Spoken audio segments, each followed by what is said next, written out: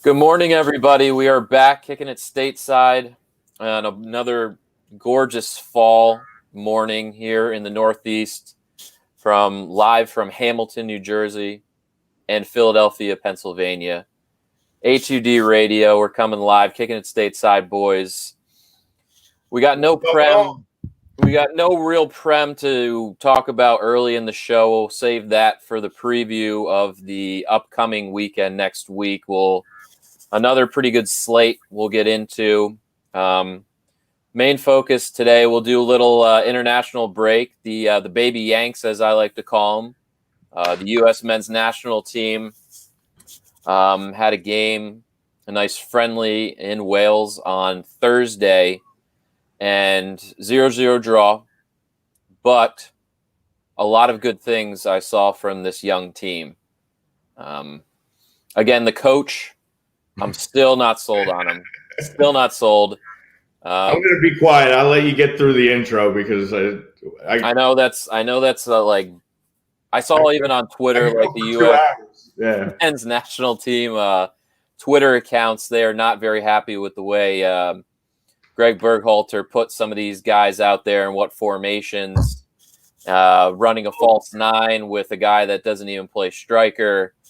Just a lot that. You and I have been saying it and saying it and saying it. I'm just finally glad to see everybody else is starting to take notice. I feel like for a while there was so much freaking defense of him, and we always were fighting with somebody about it. But I think we're all kind of getting on the same page now. I think there seems to be glaring holes in his coaching abilities. Whether it's, like I said, the way he put legit up top. In that whole scheme of a false nine, which was just as good as that team played that game, he cost them a win. That could have been that was a winnable game. It should have been. There was many opportunities that were left on the doorstep by guys that were playing out of position. Right. Honestly, even Tyler Adams playing in that, he should be on one of those other two midfielder spots. He shouldn't. I don't like him as that almost cam position. He's better in one or the other, but I don't know. I don't know. Yeah, I mean, he's frustrating because there's look at that. All the potential there, bro. Look at that's a lot of talent. There's a lot of good players, guys that we started to forget about. And as you pull them up too, and you're looking at them. You're realizing all the different places these guys are playing, like we keep talking about, all the exposure they're getting to all the different leagues around the world, and you're really starting to see it now. How they're they came out. I know it wasn't the top Wales lineup, but it was probably 80%. Yeah, I'd say probably it was their B squad a little bit. Yeah, a little rotation. I mean, there was some rotated of the A was into there. I mean, it was. They had some. I mean, like Harry Wilson, that name. But they have a lot. They have 2 Nations League games this week, so they didn't want to trot out their A squad, which I understand. Yeah, it makes sense. But I mean, it was also our average age. I think on the field was 20, 21 years old. Yeah. There's 2 17-year-olds making their debuts. See, but you know what's going to drive me crazy is he's going to blame part of it on youth. Not having Sargent. Oh well, but that's not even you had other guys that started up top there. I mean, I don't think Sargent changes the game much, to be honest. No, you're not a big Sargent guy. I know. It's just he's not. I would have started Weah and not brought him off the bench, to be honest with you. Yeah. If he's fit, why wouldn't you have started him? Right. I mean, forward. Why would you start this MLS midfielder? I don't know. I mean, something that we'll definitely dive into it a little bit more. But yeah, it's a little frustrating for sure, seeing this coach still not really adjusting much at all. But again, we'll get into that. That kind of ties into the poll question and the main topic for today. this U.S. men's national team performance against Wales has you feeling at least a little bit optimistic for the future. Maybe the result wasn't exactly what we wanted, but honestly, it's exactly what we wanted.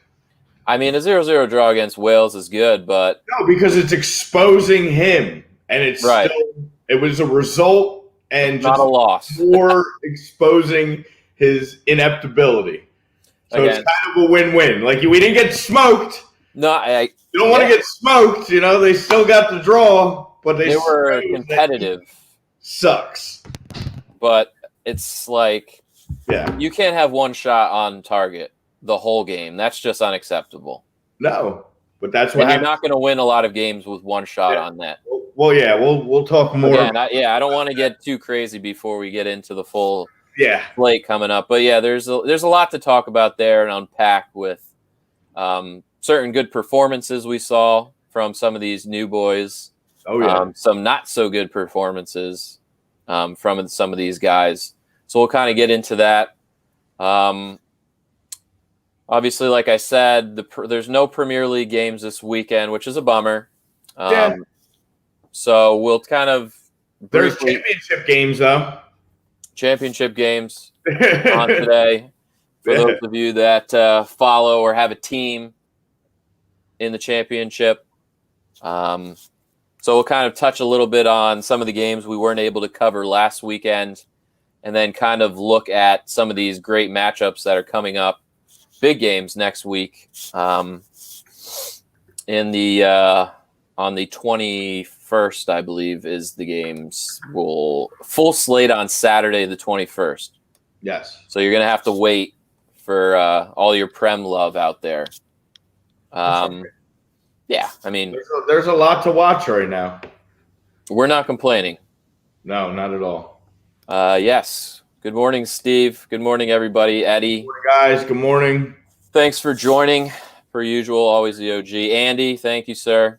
Yeah, we're actually going to start off strong because for once, Internet 2.0 is over. Hashtag Internet Gate. Finally fixed here. I got the computer up and running. Adam's got stuff fixed. No more phone shows. Phone shows are over. I mean, it was a doozy last week for anybody that missed it. Oh man, I went back and watched it just to see what the beginning was brutal. Oh man, but you know what? That's what we do. We just adapt and try and figure out the best scenario to get the damn show going and not have Glitchgate all over again. But also, another topic we'll kind of get into for all the MLS people and Philadelphia Union people. Guys, we did it. We freaking did it. We won the Supporter Shield. First trophy. Bringing home the hardware. First time in club history. I was about to grab a piece of big China silverware from my parents' house and hoist it up at the beginning of the show, but I did not have it.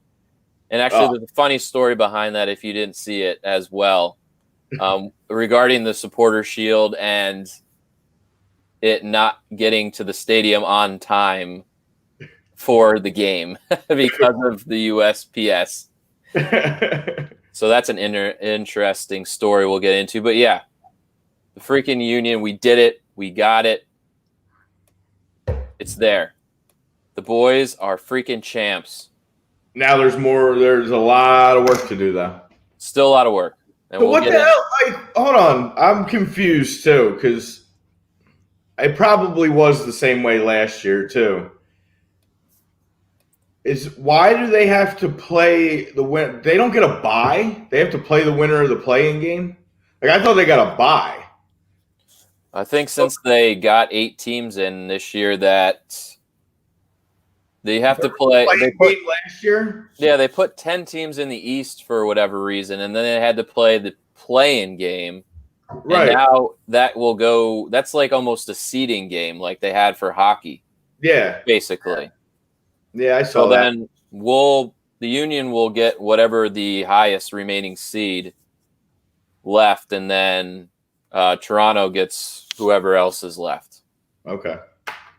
which isn't bad. I mean, looking at the potential people that will possibly play New England, Montreal, or Miami. I mean, personally, I would not want to see Miami.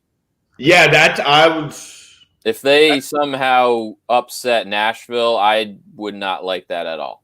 But that's a team that's built for a one and done type tournament. Like that veteran leadership there, they can get rolling.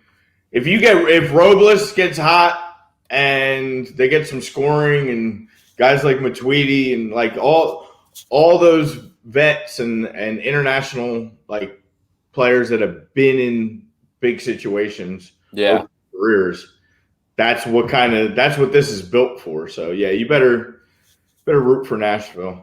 Yeah, and it's also been enough time for where some of the big guys like Matuidi and Higuain, the brothers Higuain, have kind of gotten some time to gel with the team a little bit more. So they're raring to go. Can I just state they're ready to watch? Because I haven't been able to say anything for a while, and I know they're not going to hear it because they definitely probably don't listen to us at this point. And I know I'm not in that group anymore. You still might be. But we have a Nashville-Miami playoff playing game. And good old Cincinnati, where did they end up finishing after all that little talk in that tournament and their 2 wins against Red Bull? In the basement? Relegate them. Just get rid of them, please. In the cellar, they didn't even bring in the Pittsburgh Riverhounds and get rid of this fucking team. Riverhounds in, Cincinnati out. Out. Come on. I think I might have gotten kicked out just because by association. By association. I haven't seen much going on from them, so maybe they decided to kick me out. That was a lame group, man. I mean, half those are weird. It's like one was like Vancouver fans, and the other one was basically Cincinnati fans. Yeah. I'm like, all right. No love lost there. I don't care. What's up, Chrome? Thanks for tuning in. Agree to the poll for Chrome. I would say I agree too. There's a lot to look forward to for these young boys. Again, Eddie, what did Eddie say? I love to see Louisville City or Phoenix. Hell yeah. In due time. I mean, I saw. I watch Louisville City on ESPN Plus all the time, man. I like Louisville City. I mean, they've been really good for the past 4 years. Yeah, they're deserved. I think, Austin's ready to come in the league next year. I saw their stadium's basically done. I'm looking forward to a little Austin FC action. Remember, there was some pushbacks. I think there's COVID fuck it up, year, but a couple teams got pushed an additional year or something because of COVID. Because what is it? Did Sacramento get one? Or was it's St. Louis, maybe? I don't know. It's one of those two. I know, yeah. And a couple of them got pushed back. Right. Because of COVID, they couldn't complete whatever stadium, I guess. We got Austin in 21, Charlotte in 22, St. Louis in 23, Sacramento in 23. Right, yes. So all of the above. All of the above. Yes. Greg, the Cincinnati talk early. Yeah, well, get your Saturday morning Cincinnati's out. Well, you got to do it, man. Yeah. That's the only time they'll ever be talked about on the show is some negative talk. # negative talk. Greggy. He wanted to watch when the Masters was on. It was opening round. Watch the soccer game. That's when you got to go the 2 TV route. Yeah, you got one on the laptop. Device TV. Come on, it's 2020. We gotta.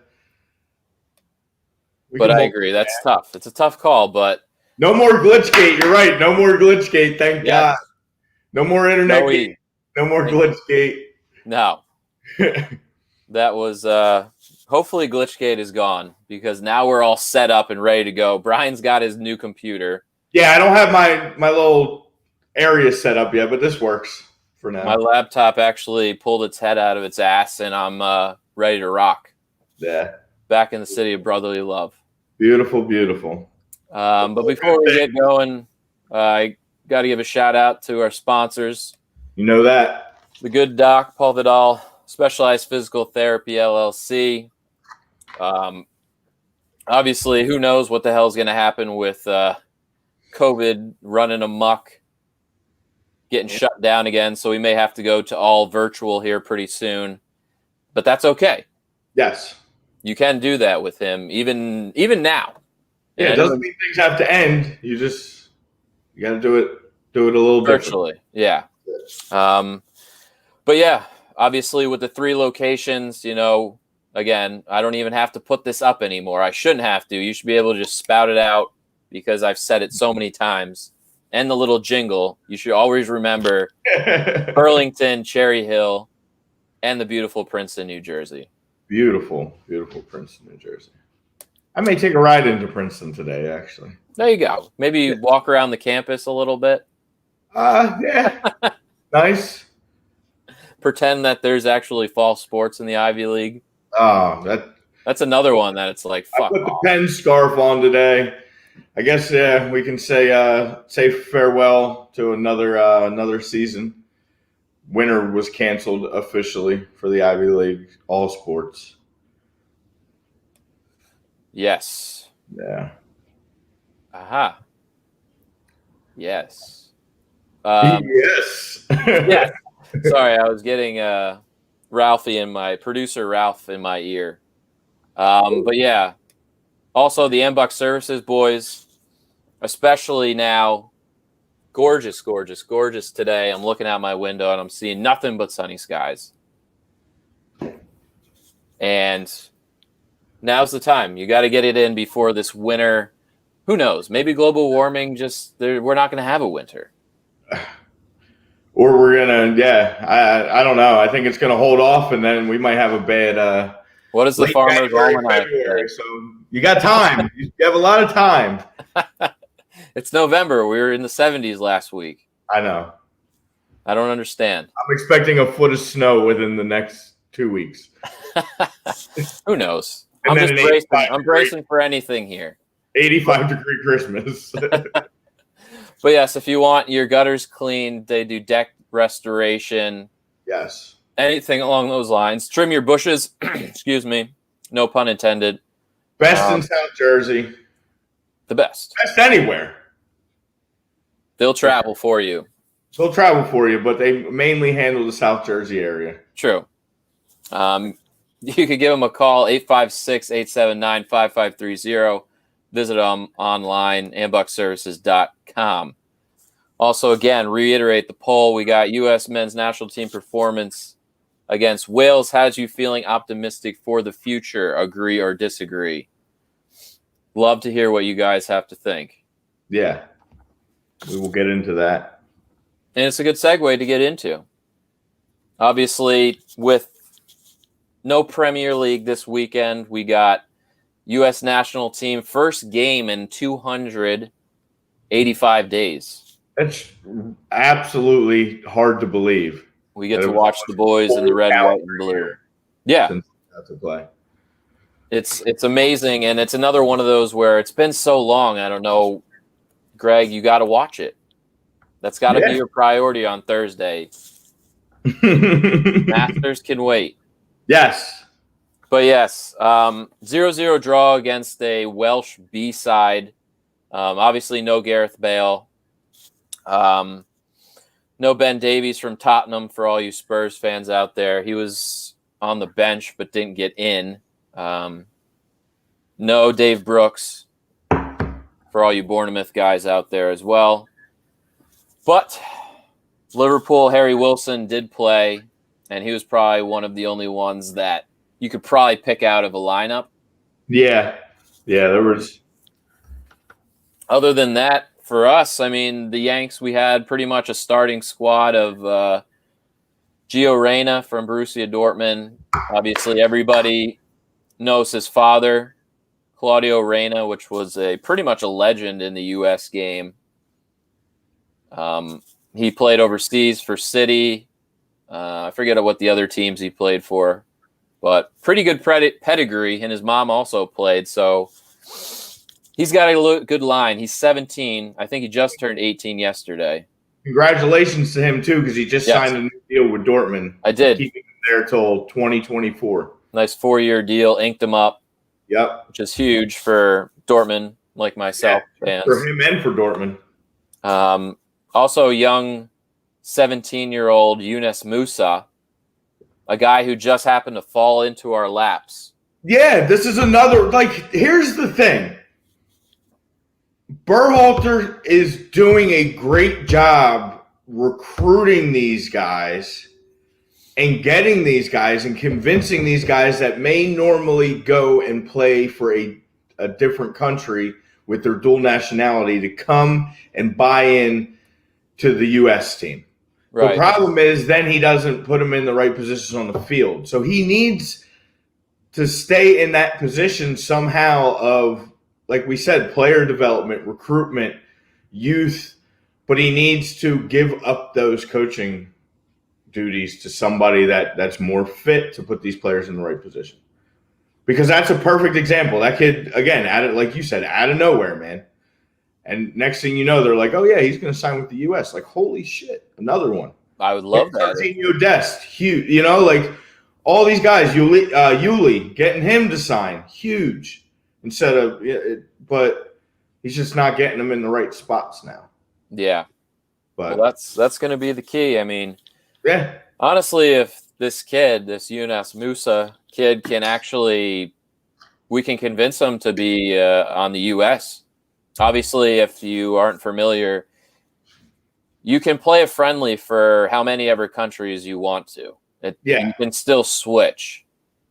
But once you play like a competitive match, like if he plays in CONCACAF qualifying Gold Cup, one of those tournaments, he has to play for the U.S. So this is basically like an audition for him being with us and for us to convince him that we know what the hell we're doing. And there's a good future with all these kids coming together that he can play for the next 10 years and be successful. You know what I just figured out? I feel like I understand his Leggett move now. And I don't agree with it, but he probably planned to start him because he's kind of been a mainstay lately on the team.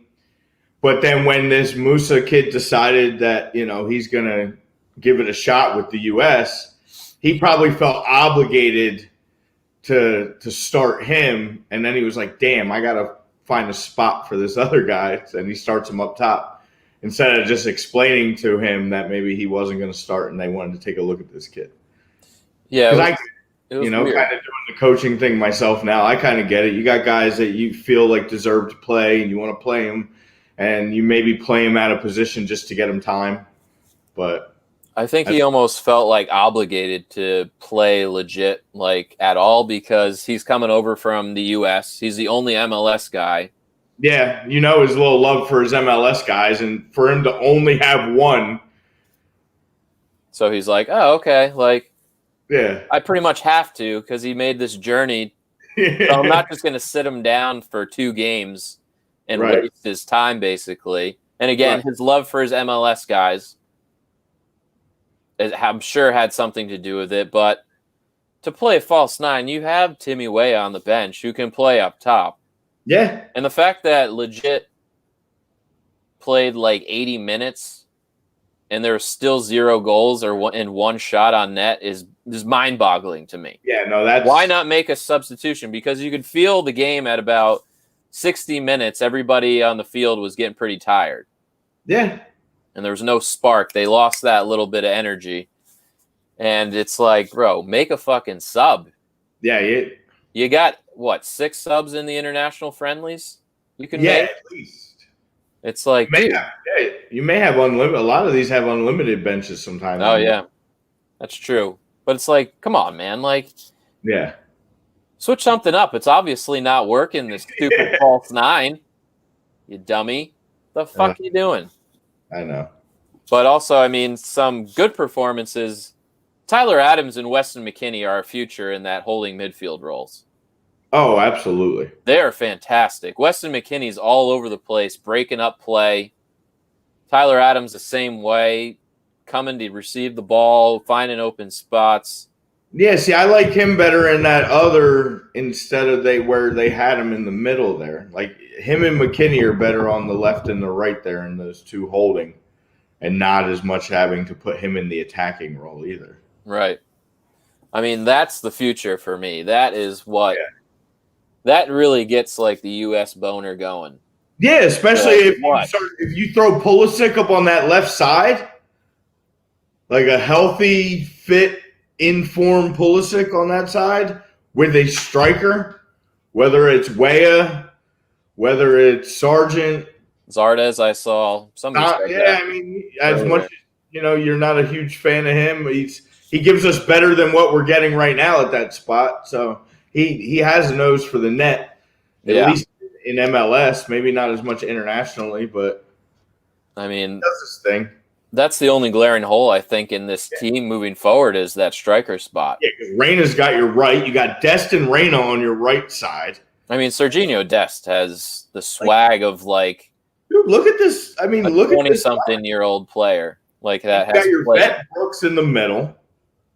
You got Robinson on the left. Like you got a lot of speed in your two right or your right and left backs. Like I like what the pieces are. Like give me these pieces. Let me roll with these. Yeah. If you don't want to do it, Berhalter. I'll handle your. I mean, I thought Dest was fantastic. I thought Anthony Robinson looked a little sloppy early, but the second half he played a little better. Well, he hasn't been playing. He hasn't been getting enough time at Fulham. They're still going with. Which is still wild to me. Yeah, like Daniel Bryan. Scotty Parker hasn't too many out there. Yeah, we'll get into them when we touch on last week. Yeah.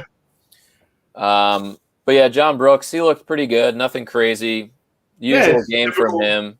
Typical John Brooks. They're just going to need to find that center back pairing with him moving forward. I mean, I like Miazga. Is he a starting center back? I don't know. Probably not. Well. He played well. Yeah. He wasn't terrible. I would still have liked to see maybe Chris Richards from Bayern get that start. Yeah. To see what he can do, because there's a lot of hype around him. And he's playing well there. Every time he's been getting an opportunity, he's done something with it. So right. I think at some point, you got to give him that shot. I mean, maybe he starts on Monday. We do play Panama on Monday in Austria, which is a mind warp there. But I think you have to. You got to switch it up. You're not going to roll the same lineup. You're going to give Weah a start, I would assume. I would hope Weah is starting at striker. I would assume that would be the case. Yes. Somebody that didn't have Reyna. Yeah, Reyna. I mean, he didn't play that great to me. No. But he's, again, out of position. Somebody brought this up. That at Dortmund, they play more of like two in the midfield with him kind of on the right. Right. This was like more of a three-man midfield, so he was kind of a little out of sorts. Again, first appearance for your senior, like a senior cap. Looked a little sketchy. I mean, he's only 18 years old. Eddie, no. Sargent was not allowed to leave. Werder Bremen did not allow him to leave. Yeah. Him playing with the U.S. team. And they blamed it. See, that's what I don't understand. They said it was on some kind of German, but Gio was allowed to leave. Yeah, that must have been a Bremen thing. They don't want some of their best players leaving. Bremen sucks. Best in the biz. Damn right. And yes, Tom, the ladies would definitely the ladies would beat the men. Because the ladies have a very good team and a very solid veteran team. Adams.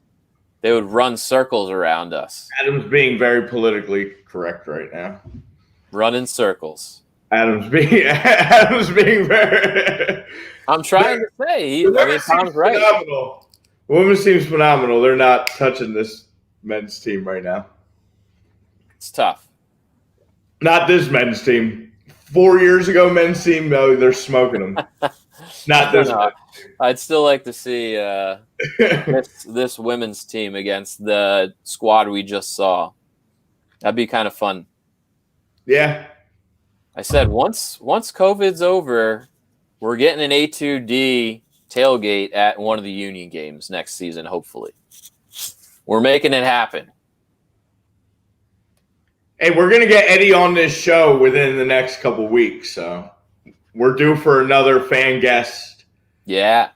And Eddie is definitely in line as long as he's wanting and willing and able, so the offer's on the table, my friend. He knows it.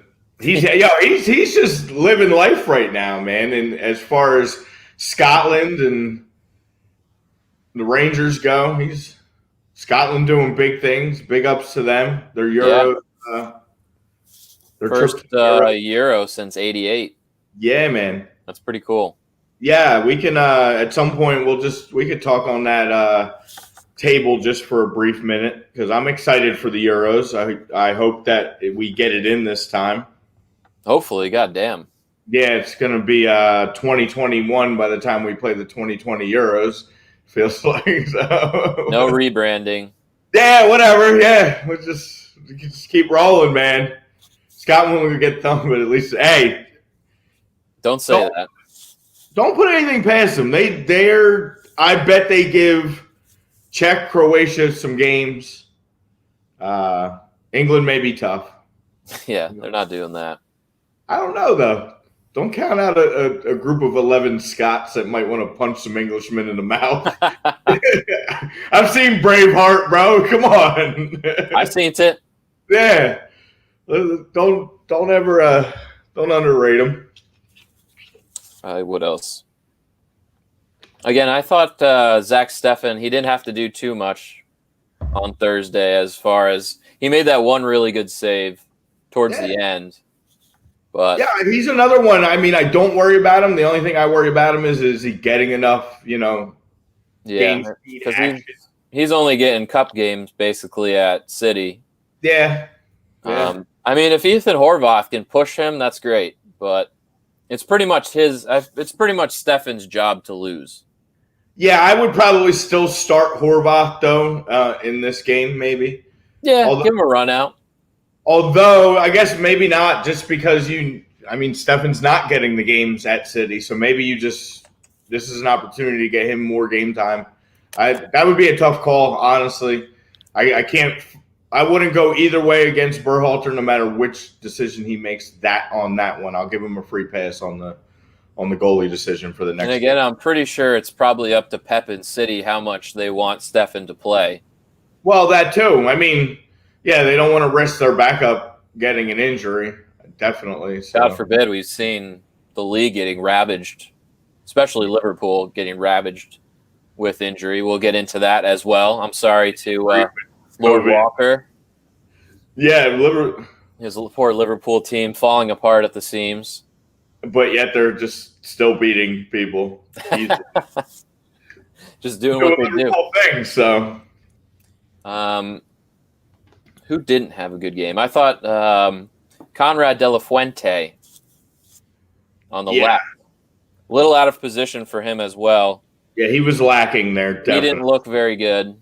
I would have preferred him to even play the striker as opposed to sticking him out on that left-hand side.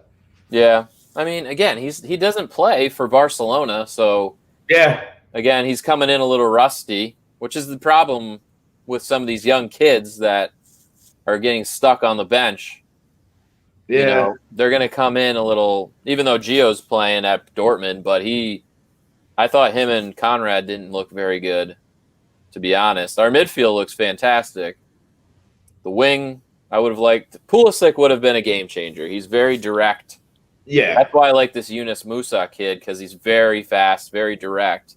And if we get him and Timmy Weah playing, that's three guys. Oh, yeah. That's going to run at you all day. That's we just need the health, man. Pulisic has to stay healthy. Captain America. Like we've talked about this. That is the recipe for the U.S. to have success right now. Yeah, It's basically. all this youth and all this young talent with him. Without him, there's missing. It kind of messes up the flow of everything. So he's got to get fit. He's got to be ready to go for this U.S. team. Exactly. But I mean, if I see another stupid lineup from Berghalter on Monday, he's gonna be getting shootout big time. You will. Or if we do another lackluster 0-0 draw against a Panama team, which we will be probably playing. Yeah, no, you got to beat this Panama team in a World Cup qualifier, most likely. Yeah, These are the teams you have to beat. Yeah, you gotta. Speaking on that game briefly, you gotta roll Panama. I don't care. Panama's last game, they just played on the third yesterday. They played yesterday, Friday the 13th. They played a friendly yesterday, 1-0 loss to Japan.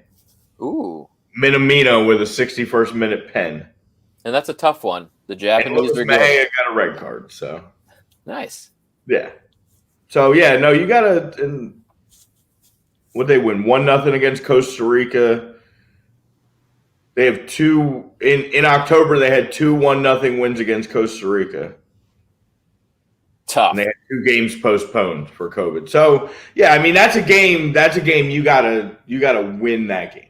You gotta win that game 2-0. Show your dominance. 3-1. Yeah, they're clearly not a high scoring team. Panama.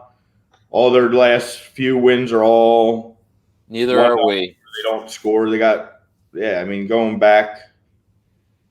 Wow, yeah. It's crazy how many games haven't been played. You're looking like there's not much of recent to go on, but yeah, they're not really crushing people. Well, we gotta go out there wanting to win this game bad.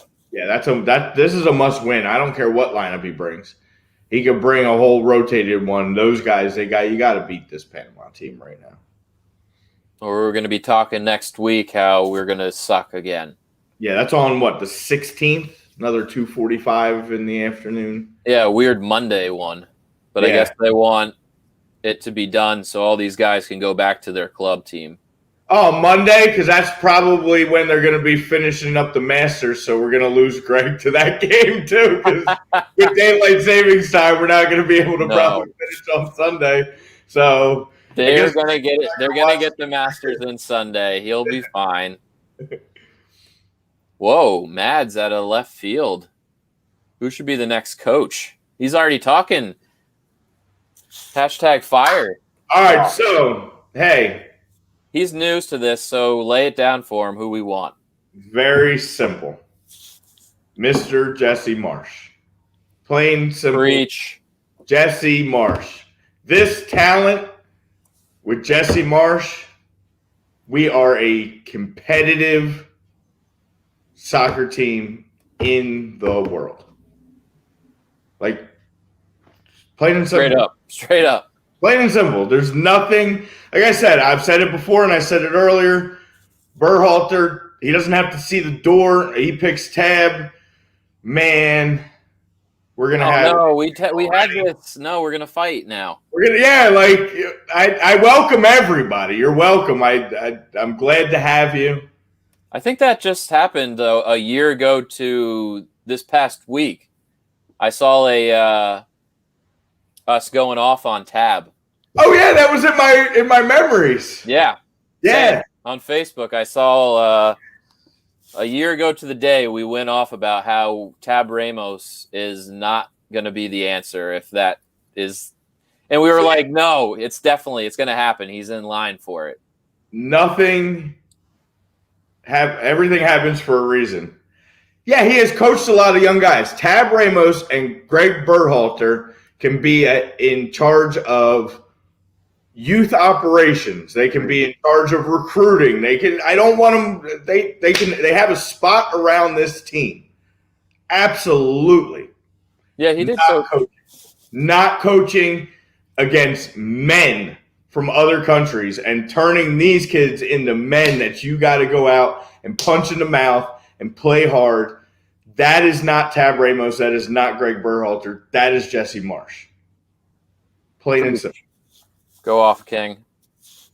And yes, scarf talk. Scarf talk. That's a new hashtag. I'm going to start going with that. Scarf I like talk. that. Thanks, Pete. I should get my pen scarf. Hashtag scarf talk. Frank, yes. Optimism. Hopefully, man. Jesus. Yeah, man. We're just breeding optimism here. I'm giving Greg Berhalter a job within the United States men's national team. I just don't want him coaching it. Yeah, it's just how long is the leash for this guy? A loss to Panama. I don't know. It didn't take a loss to Canada for the U.S. Federation to be like, hey, come on, this guy ain't the job. I'll go coach Canada right now. That's a good team to have to be coaching. True. You have Alphonso Davies and Jonathan Davis with a bunch of other pretty decent young kids. That's true. Right. I'm not as upset about that Canada loss. The longer I continue to look and continue to see how they're progressing, the initial shock of it, yes, was bad. But we turned around and beat their ass though the second time. We did. We handled our business the second time around, and we should still be on a higher level than that team. But I give respect. They got some good players. I mean, Mad said he coached a lot of youngsters. Tab. I mean, that's like saying John Hackworth should be the coach. I don't want that guy touching this U.S. team at all. Tommy, we need some A2D scarves. Yo. Billy Drinkers, A2D scarves. We said jerseys and scarves would probably fly off. Yeah, we're gonna we've been doing a lot of talking. So kits, scarves, we got to make some stuff happen soon. I said the women win. Not this squad.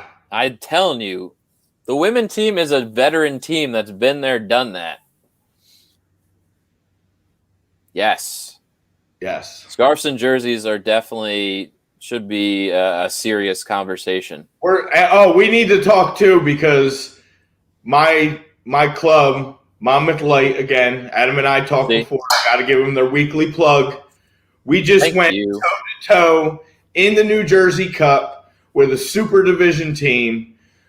Unfortunately, we lost 3-2. Both the go-ahead and the winning goals from them were on garbage PKs that should have never been given. I had one that should have been given that the ref turned his back on. Unfortunately, that's what happens in these Sunday men's leagues when you're a B squad, an up-and-coming team, and you're playing an established Super League team, and you come and knock them in the mouth. But we did our thing. And just so you know, Tommy, our uniforms, our kits are black and gold, and I think a nice little A2D patch on one of the sleeves would look good. So we're going to talk about that too. But check out my boys, bro. We're playing the number one team in our division this Sunday, 12 noon, up by Rutgers.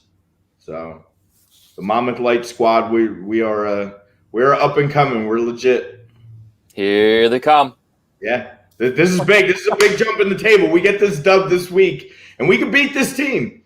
After what we just did against a Super League team, we can beat this Scarlet team. So let's get them, boys. Good luck, as always. We had a nice little team bonding moment last night. A few of us hung out and team bonded. Yeah. COVID friendly, of course. Keep the distance. What else we got? Anything else on the national team that you can think of? Anything that stood out to you? That we missed? I don't know. I mean, I like the formation. I'm not opposed to running this formation. Again, I think just different guys in different places. But I'll give a little credit on that. I think that's probably the best formation for this team right now. It just depends. I want Roberts in there. I definitely want him in there. I think he needs to play. No, I mean not Rob Richards. Chris Richards, yeah. Chris Richards. I like Soto. Soto needs to get some time in this upcoming game.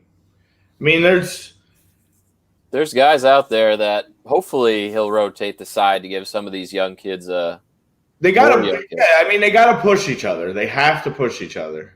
Which is good. There's a lot of competition for these because there's so many potentially good young kids. Yeah. You can only take so many kids to the World Cup. Yeah, even Ledesma. Honestly, I like Ledesma too, and he hasn't gotten an opportunity. So no, they played Johnny. Yeah, Cardoza. We got a Johnny. It's great. Johnny. We got a Johnny and we got a Conrad. Yeah, it's awesome. We're going the one name route here. That's a sign that you're progressing in this sport when you start getting guys going the one name route. Only thing is, if you got one name, you better be damn good. Oh, absolutely. You better live up to that shit. Dude, Johnny's 19. Johnny Cardoza. Brazilian. Johnny is 19. I'm just looking at these ages. That's the beautiful thing. Conrad, 19. I said that. Yeah. Timothy Weah, who feel like he's been around for 5-10 years, is 20 years old. He needs to stay healthy again. Another one is a big thing. Yeah. Tyler Adams needs to stay healthy. His injury bug has bitten him a few times. Well, let's not hire Philadelphia-based physical therapists. Just the South Jersey ones. Yes, just the South Jersey ones. Just Dr. Paul, who should be handling all Philadelphia sports after the debacles that we see from all these teams that just can't seem to stay healthy. So maybe they need to call Dr. Paul. Maybe they need to bring him in there and get these teams on track. God, you could hope so. Yeah. Speaking of health, what's the news on Mr. Blake? Because you really need him. Oh, yeah. I mean, they're hoping he can play. Apparently, he was practicing last week, and I mean, he's still at a soft cast on his wrist. He's still better than the other option. I mean, he's going to win goal of the year, hands down. Yeah. Or he better fucking win. I know everyone. He's my MVP, bro. He has saved us, I said, at least 5 games. Yeah. At least. Yeah. Mad's a lot of Jersey kids on the U.S. team. Yeah. I like it. Great. That's great. A hotbed. That's coming soon. That's the goal of our team is to be a pipeline. More coming soon with Aronson from Medford. Yeah, give us some time. It's true. But yeah, we'll see. Kind of to wrap up the U.S. thing here for a little. We'll see on Monday how we face, what we come out with against Panama. What kind of lineup we run. Hopefully a rotated side. Like to see some of these other guys get a shot. Yeah, this show could go one of two ways next week, depending on what happens Monday. Oh my God! They basically will determine my mood for the week. Yeah. Well, I talked to Tommy. I might start doing some videos, some daily vids and stuff too. So if they lose Monday, just prepare for. Tell Tommy that'll be his crumb of the day. Berghalter if we lose. Yeah. Oh yeah. We're gonna get our first ever soccer crumb of the day if we lose to Panama. Or clown of the day, as Barstool likes to call it, stealing our shit. They are clowns. They're the clowns of the day. So. Got them. Yeah, love them. You want to do MLS or Prem? Let's stay a little American for the guys that are probably popping on from some of the U.S. men's national team talk and stuff. We'll stay MLS. And we can go Prem. I'm avoiding my meltdown for as long as possible into this show. So. Oh yeah, your stupid team cost me money. Well, stop fucking. Your stupid team. Don't them really You can't put money on them. There's did. so many other teams to put money on. Why would you ever put money on Arsenal? It was a beautiful parlay. It lined up beautifully. I was like, all I need is Arsenal to win. What do? They get their dicks kicked in. Matt says MLS is a waste. MLS is not a waste. I wouldn't say it's a waste. That's harsh. Yeah. There are some positives. There are some negatives. Again, I'm just Mr. Neutral here. So. It's getting better. It'll never be up to, Prem status. I mean, the Prem's been around for over 100 some years. Yeah. The MLS has been around for what, like 20? 25. I think this is 25. 25th anniversary. Yeah. So. Love it. Oh, speaking of, I'm keeping my ear to the streets, but I know you heard on top of the IV getting canceled and us losing work in this field, Trenton Thunder got basically shut down and dismantled by the Yankees. They don't exist anymore. I did see that. It's a sad day in this area, man. 18 years. It was phenomenal having such high-quality minor league baseball in town. 18 years just with the Yankees, plus they had the years with the Tigers and and Boston. I grew up going to them, and I was actually employed to do some camera work and stuff with them and never even got to go to orientation. So that is 2020 in a nutshell. It's sad news. But why I brought it up on a soccer show is there are minor rumors going around that a soccer team may be looking to move into that facility. Yep. And have that stadium redone and use that and make it turn it into a soccer field. So, yes. Yeah, Eddie, sad day, bro. Thunder, baseball is basically cutting a ton of minor leagues. They're moving teams closer to the home locations, unfortunately. Yep. Mads is right. Good old Somerset. Yeah. Yeah. The only thing I was hoping to was maybe a Phillies squad would come into that, use that stadium because Trenton to Philly isn't that far. But it sounds like there's potential of a soccer. I don't know if it's USL. I don't know what level, but it could be going that direction. So that could be pretty cool. Yeah. So just had to get that in there real quick. MLS it was definitely kick and run for a long time. It was. It's getting better with the quality of players that are coming over. It's not going to be an overnight thing, but it's getting better. Yes. You just have to find a team. Yeah, just don't watch Cincinnati. That you should never do. Yeah. Why would you cause that much pain to yourself? Now's the time to jump on the I drink a lot of water, bro. No, I won't have to pee. I'm water. I drink like 5 of these bottles a day. Staying hydrated. That's how I keep. Yeah, that's how you grow up to be big and strong. I eat my fruits and vegetables. I don't eat all that fast food crap anymore. I haven't since like February. I'm trying to live that good, healthy life. Black coffee and water, baby. That's diet. Yeah. But yeah, MLS. I'm sorry, Mads. We're gonna go there. I know. Yeah, we're going there anyway. So I'm sorry. I'm so sorry. You got to give it some. I mean, hey, Mads, you won't be saying that when Griezmann ends up on the Union in the next 2 years. I'm calling it right now. I've been saying it. It's going to happen. I hope so. I hope that they do good things with this Aronson and McKenzie money. I really do. I hope they don't just, sit on their laurels here and they get a supporter shield and now they've picked up a few bucks in their pocket during some tough times and they're like, all right, well, that was enough. No, I trust Ernst Tanner, the sporting director. Everything he's done is like I do too. Yeah, I mean the gold. I've obviously hanging around you and stuff and being in this area. I've done enough research on them. I mean that's why like I said, I'm not at all saying I'm supporting them as far as being a fan.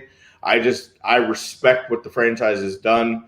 and now looking at the MLS from more of just an open, objective perspective, I keep telling people they're one of the best teams in the league, if not the best team in the league, and they're definitely the best team within, what our platform of the Philadelphia area is. Obviously, we get the whole nation and overseas, but they're our home team, quote unquote. So, I mean, definitely the best run organization in Philadelphia. They are, and I got a lot of kickback with that statement, but they're not. Flyers are doing great things, fantastic. Flyers are a close second. They're the rival to my team. I like when they do good. I don't like to see them as people bummed. have these stupid Eagles blinders on that the Eagles can do no wrong. They're fourth. Sixers with signing Daryl Morey moved up to third. Correct. Definitely. I mean, that's a whole other topic with other shows that I'm sure have talked about this week. Yeah, my poor Phillies are just the worst run organization in the city. I don't know who's worse, Phillies or Eagles run. I think Phillies are still just behind them, but yeah, probably. But yeah, that's not. So jump on the bandwagon now, guys. Don't be afraid. Get it while no one's gonna make fun of you. No one's gonna say, "Oh, now you like soccer." We don't do that here. We're happy to have you. We would love to have you. If they can advance after this first play-in game, I think we need to figure out a trip for the second round. Definitely. I agree. Get any of the guys that want to go. So yeah, let's hope that they get through this first round here, and once they find out their opponent. So getting into that, that's what this Friday we start. Segway City, yeah, the 20th. Is that Friday? Yep. That is correct. First game is 6 p.m. New England, Montreal. So my man Thierry Henry. The 8-9 game. Yeah, Henry. Got him to the playoffs. It's a play-in game, but he got him to the playoffs. Kind of backdoored their way in there. I hope he fucking annihilates New England. I hope so, too. Oh, come on, man. Come on. That's another person that we have slandered on this program many times, Bruce Arena, and that stupid face of his. Yes. Thierry Henry, I want to see him have that miserable look on his face, that confused, stupid look. I hope so. I really hope so. Let's go Impact. I really do not want to see the Reds. New England, Boston teams can kick rocks for all I care. I have no love for any of those organizations. And Bruce Arena makes it all the better because he makes them so easy to hate. The Union literally beat them like 5 times this year. You remember way back in when the tournament, the MLS's back tournament started, and how much love they were getting off that late run last season, and where are they at now? They barely qualified. They only qualified under this new format. Yeah, I mean, they have like 2 good dudes that are half decent. I mean, Matt Turner he's had a great, season in goal. Yeah. Don't get me wrong. He'll finish second to Andre Blake for goalie of the year. But yeah, I could see, the Impact have a good team. If all your Spurs fans out there, Victor Wanyama is on Montreal. Made his journey over to Quebec. They play a very interesting brand of ball. Did you see that pregame speech he gave to the team before that game? Henry? I did not. Ooh, it would make you want to run through a wall. Nice. I need to look that up because that's my guy. It's pretty solid. Well, before the last game, before they had to win or tie or whatever. Yeah, my man, that dude Urati, he's been huge for them this year. Maxi. Yeah, good old Maxi. He's had a good year for them. So it's nice. Like, he's a good vet who's been around the league, Argentinian, like 29 years old. So yeah. I'd love to get that. I'd love to get the Montreal coming into Philly. Yeah. That'd be my best. That would be who I would probably want to play. I would have to. I'd have to jump on and give Thierry Henry a hug. Don't get near me. You might have to bail me out. Don't get near the Frenchman. I'll give you my debit card and my PIN. Bill Bonds, US. Yeah. What is it? My problem with MLS being and from Jersey, seeing Red Bull going with younger players and transfer to Europe. I agree with you, and obviously, again, I guess you're new with us. Well, the Red Bull fucked themselves this season. I had jumped on about 2 years ago, kind of gaining treadway into really starting to like the MLS because it took a while for them to gain my fandom because the game has gotten better. Like you said, I was with you. There was a lot of stuff I didn't like about the kick and run, and so I started going to some Red Bull games because being from Jersey too, and I kind of drank the Kool-Aid with the whole previous of Thierry Henry being there, and some other guys that I had liked. BWP. Yeah, obviously. I mean, once I got there, I fell right in love with BWP. We have the same initial set, BPW, BWP. It was just instant being the son of tummy sticks from you. Right, too. I mean, there was just so many ties, it seemed, with Arsenal, and it was a great, rocking place to be. And then they kind of once Jesse left, the culture changed. Yeah. The culture just fell apart. They didn't make any moves. They didn't do what the Union did and jump on the opportunity to sell these guys outside of Tyler Adams, but they were forced to because they sold them within the Red Bull organization. They didn't really get what you would get if it was in a different, I was going to say, that was like a forced move anyway. Yeah, all they've done was turn into a pipeline for Europe. And it scares me that that's what it's just going to be now, and they're not going to invest anything into this team. And that's why I jumped ship, and I just decided to watch this league as a neutral because I just enjoy it way more now as a neutral. Well, if they're playing and they're playing a bunch of the teams that over the years I've learned not to really love, sure, well, I give them a little bit of love and support. Absolutely.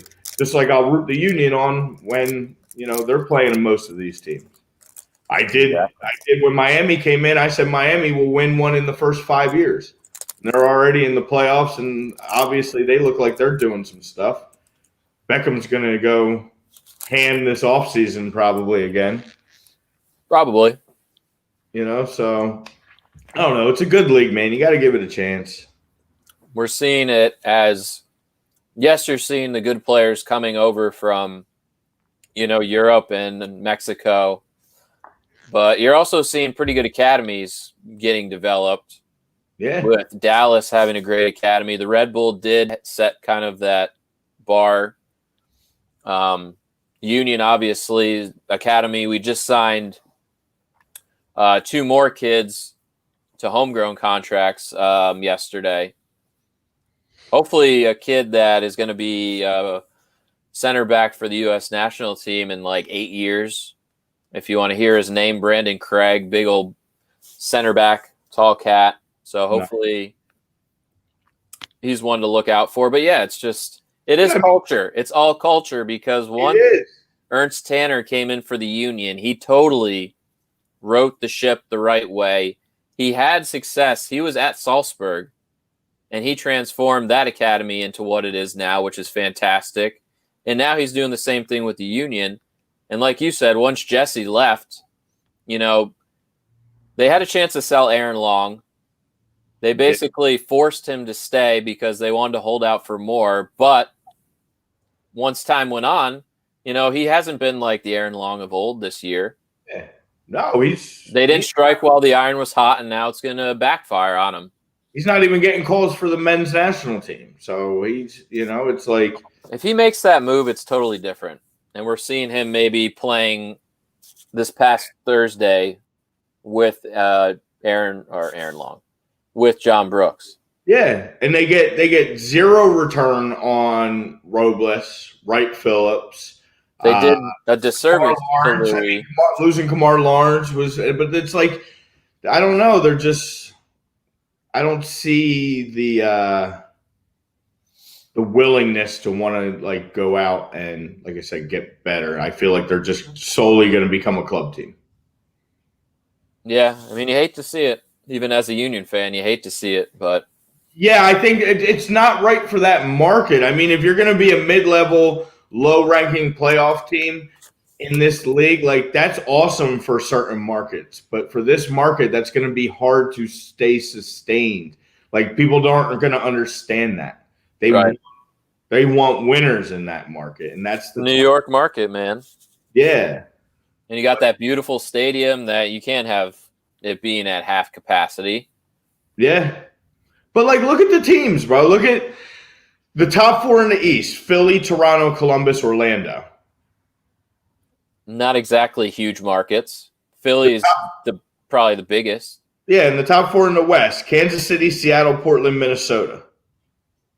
With Colorado actually making a big push. Colorado, another one that's impressive. That's doing it the right way. Yeah. I've talked junk on them in the past, but I'm impressed with what they've done. Again, take note, Cincinnati. That's what you're supposed to do. You're supposed to do to that. improve. You're supposed to get better. You're supposed to. Cincinnati had 4 wins again this year. 4 wins. 4 wins, 4 draws. 15. That's it? 4 wins, 4 draws. And 2 of them came against Red Bull in the MLS's back tournament. They thought they had a good restart tournament. Yeah. That's bad. Dynamo only had 4 wins too, but Dynamo are complete rebuild. Yeah, Tab Ramos is a terrible coach. Ah, there it is. Segue. We found it. There you go, Mads. There's your answer, Matt. You want that? I don't. You want a bottom level MLS team. You're talking bad about the league in general, and you want a coach from the second to worst team in the league as no bueno. Let's get away from MLS coaches being in the national team coach. Yeah. Jesse was one, but he's no longer one. Yeah. And when you make the step up, yeah. I'm talking about current ones that still have that stupid mindset where they think the MLS is going to compete with like the England and the Brazils and the Belgians of the world. Ain't happening, bro. No. These big we need countries guys around those guys. Yes. Well, that's why you're seeing so many go overseas and play. Yeah, but we need the coach to go with it, to match it. A coach that's, since he left New York, he stops at Leipzig, and now they're a top 4 team. He makes that assistant, goes in there immediately. I mean, what was he there for, a cup of coffee? He wasn't even there 6 months, I don't think. Yeah, he got the Salzburg job. And Salzburg's, Champions League side, best team in that league. Tab was under Klinsmann. Yeah, what does that tell you? Another the most success maybe that we've had. Oh yeah, and going back to Watergate, we're just always looking for that sponsor. They've been getting free juice for free plugs, man. They've been getting free plugs for a year now. I guess going back to the MLS playing game, the other playing game that same night, Nashville hosts Miami. That should be an awesome game. A very intriguing game, which I have just this really bad feeling that Miami is going to win. You should. And then we're going to have to play Miami, and somehow, some way, we have to face like Higuain and Matuides of the world, and we're going to get a test. I mean, big ups to Nashville. They took a lot of heat early, again, with the MLS back tournament and failing to be able to stay COVID thing, yeah. But they've found a kind of little bit of identity. Walker Zimmerman actually looks pretty decent again. He kind of woke back up after his time over in LA. And yeah, that wasn't a good fit. That was a good trade, honestly. That the best move that Red Bulls made in a while was trading Moyle. We got them a couple international spots that hopefully they use the right way. And it gave a good veteran that has been around in some big pressure games to them. That kid Daniel Rios has been good. So Nashville's outperformed, I think, a lot of expectations. But yeah, again, we talked about it. Some of these guys in Miami are tested in very high level competitions, like Pizarro, Higuain, Matuidi. I mean, you got a World Cup winner on the team. You got a guy in Higuain who's been in some monstrous games in his scored a lot of goals for big clubs. Yeah, and club career. Yeah, so again, one game format. You got to win one and go. You're not even a two-legger. These guys are going to be giving everything they got, and I think it's going to be a tough task for Nashville. And then again, it's going to just make it a little tougher task for Philly if that's what's going to happen. They got to play Miami. So, but yeah, I mean, it's, I guess, to piggyback off that. I mean, the winner of, again, the Union will get the highest seed remaining. So basically, it's either going to be Montreal, New England, or Miami. One of those three. So, again, I feel confident going into whoever that may be. I mean, we're 9-0 at home this year. I mean, first team in MLS to ever finish perfect at home. And I think what that game would be Tuesday the 21st. Tuesday the 24th. So 24th, right? Yeah. You need that weather to start getting cold. Tuesday the 24th. Those guys are real comfortable with that Miami weather. You need a nice cold weather Philly type game. Oh, it will be. Oh, it will be. Just like the game we went, the one last year, the 4-3 Union Red Bull game, that chilly, rainy. Oh, the miserable game. Yeah. I was miserable. At the end, you were. At the end. I was having a great day. So. Right up until the end, yes. Our buddy Kevin Casey, I love the guy, but that just his voice, that LC, those calls of those goals are just ringing in my head still. Just still gives me chills to the day. Music, I hear the music playing. I hear it all. It just I could feel it in my chest. It was tough. Mm-hmm. I know. You hear it. Omar, from right back 2 should be up. From Red Bull 2. Yeah. We'll see what they do. They're not. I guess they're relevant. They have a playoff game. We'll get into Saturday. Orlando, New York. That's pretty intriguing. That's a very intriguing game. NYC, FC. Yankees FC. Yeah, that one will not be in Yankee Stadium. That is thank God. They probably win that if it was. That is a home game for Orlando. And Orlando has continued the success coming out of the MLS's back tournament. Big time. To be able to continue that is great. I mean, Nani's playing well. Nani is playing. He's steering the ship. He really is. I mean, he has not let up. Mueller's had a great season. Chris Mueller, obviously, got to give him some love. 25 games. I mean, you can't ask for more out of that guy. That kid Daryl Dike has actually really stepped up at the striker spot. So Daryl DK. DK. Daryl Dyke. That's such an American way. It is. Hey. Even that Brazilian goalie that they brought in has been really good. Orlando. Yeah. And then New York has. No, I think it is Daryl Dyke. Are you sure it's not DK? I don't know. I'm trying to figure out where he's actually from, but he played at University of Virginia, so he's probably. I don't know if he was brought in and. I know people were clamoring for him to be called up now because he had a good season. Of course, they have one good little. I'm like, slow your roll. Akinole hopefully would be before him. I don't know. I'll have to watch and see what they. When I watch this Orlando game, I'll see how they announce him. Daryl Dyke. Daryl Dyke. Whatever. Daryl Dyke's got 7 goals in 19 appearances. So Daryl Dykstra. Yeah. Big name in this city. My man. Oh, my God. Good old Nails.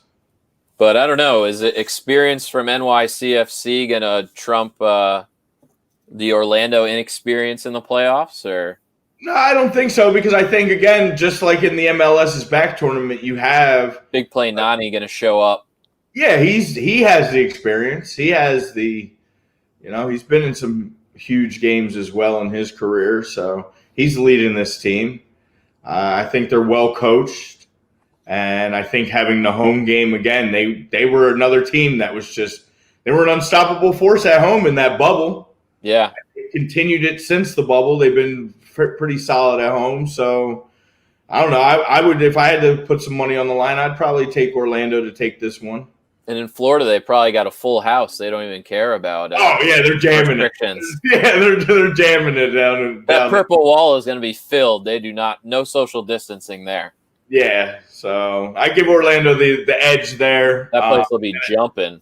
At 3:00, we have Columbus and obviously the aforementioned Your Red Bull, big game on the road.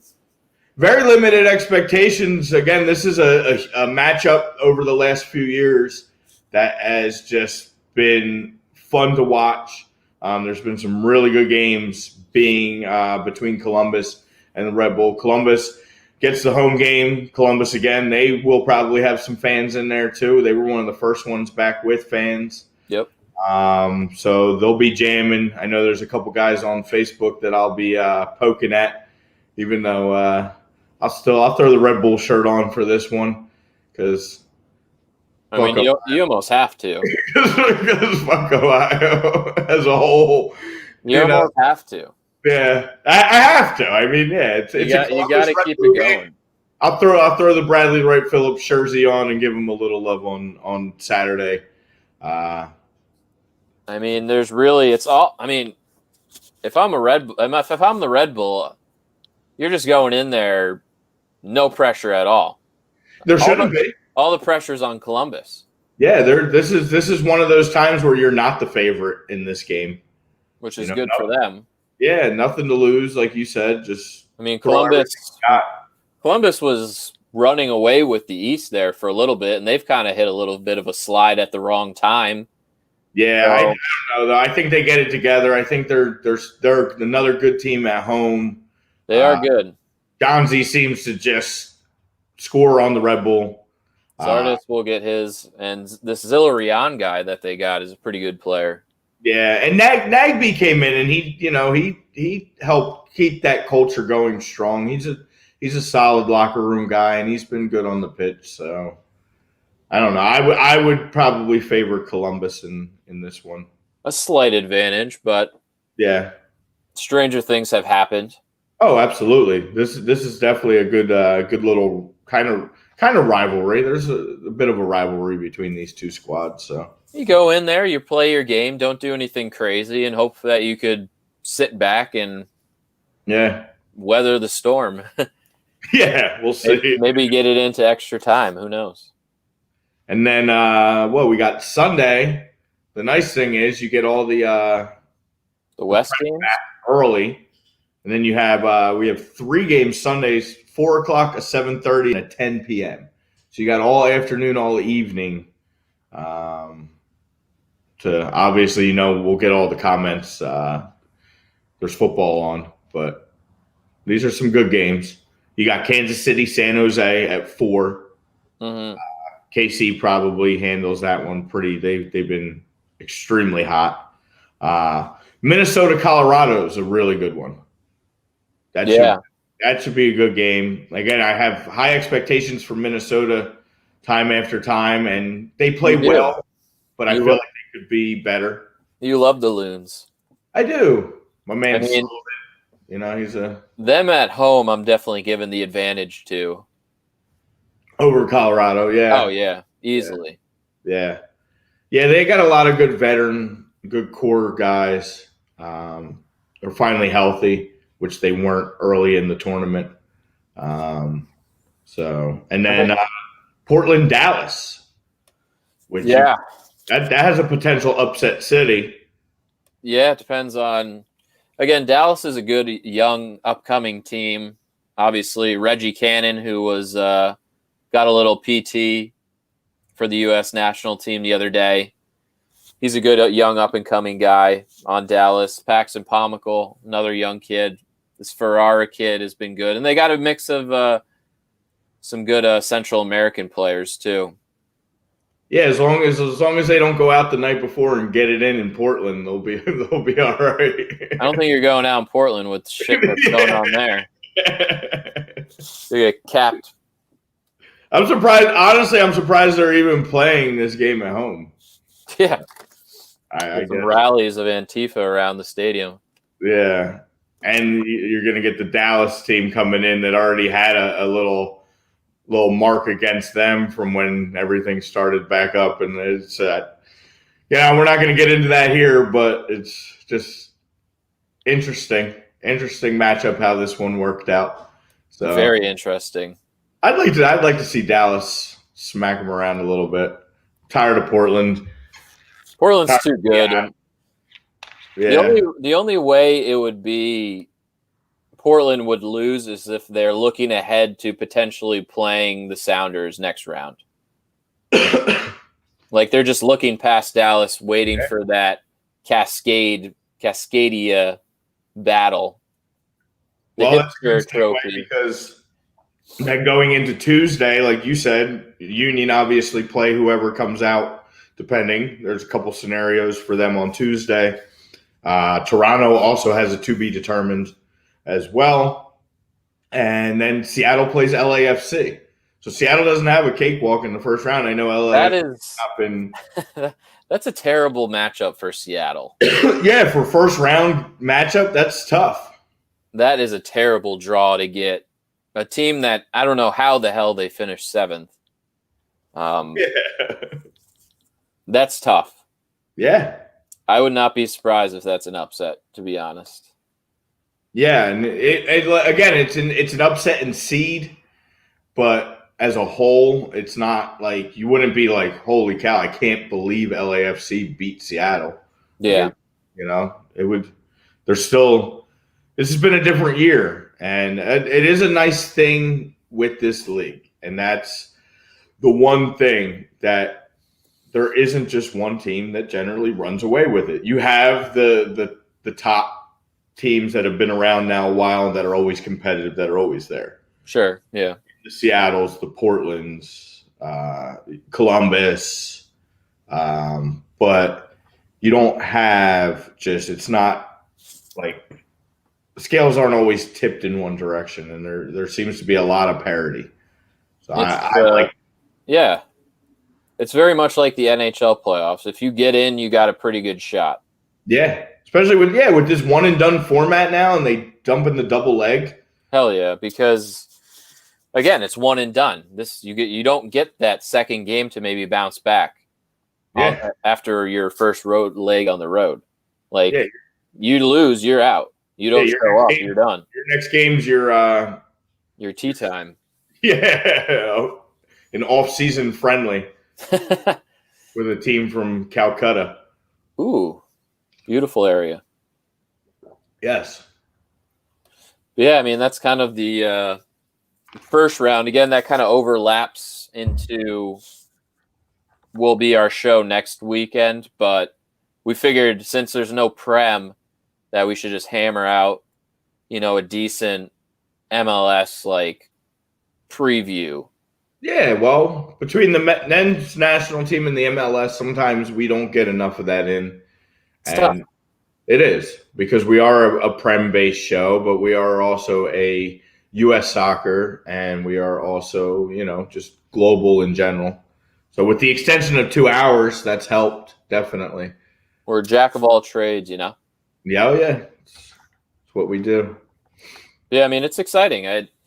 For everybody that actually watches the MLS, I'm sure Mads is not paying attention.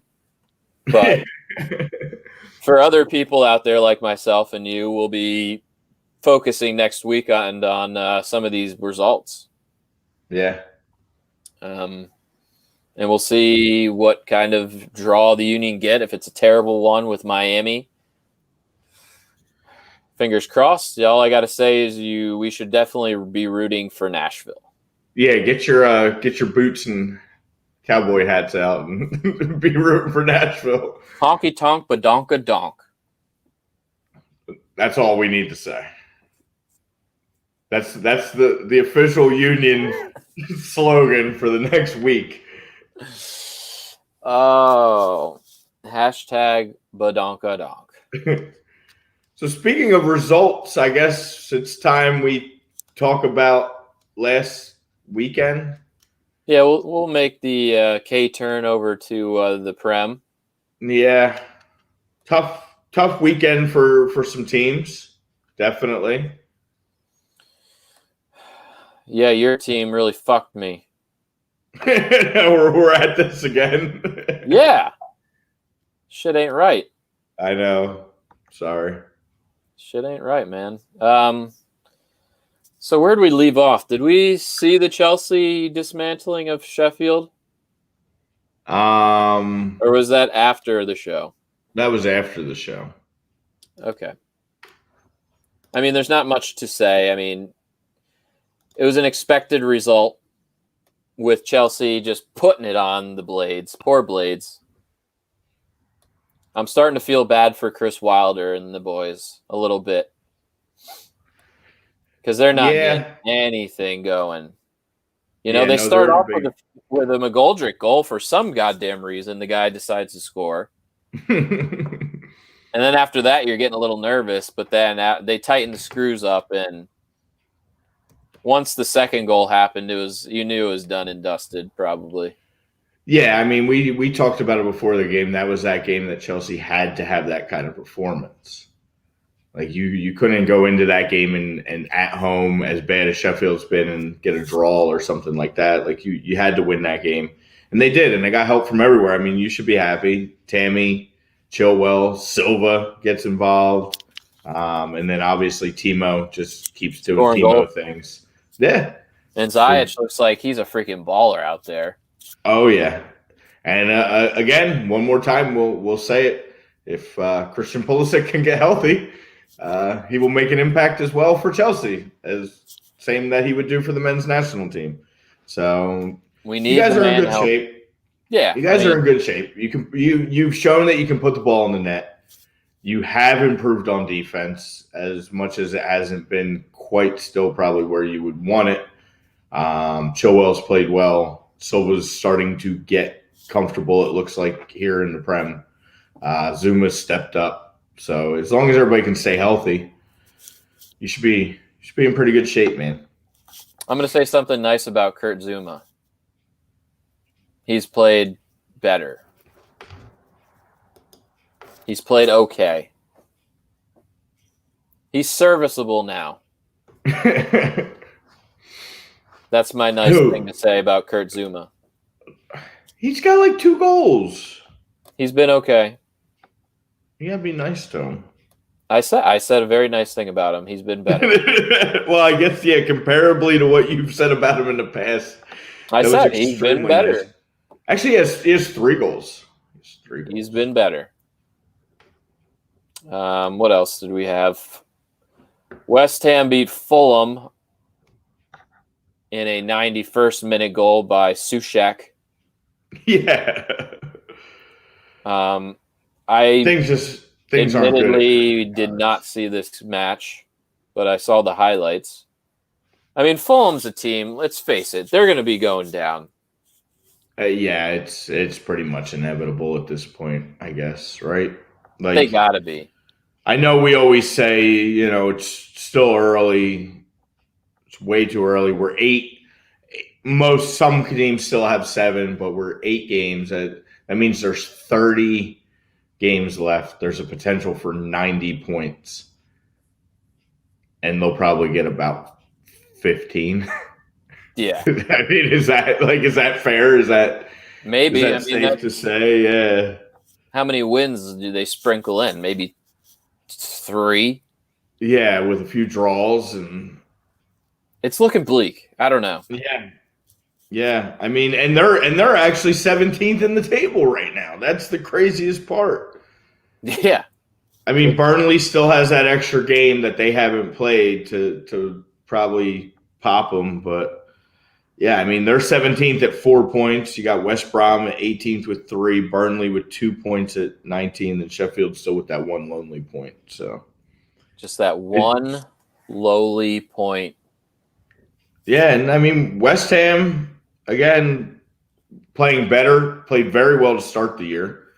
Kind of slowed down a little bit of recent, but that's a nice late win. You take it, you get your 3 points at home and get out of there. Get out.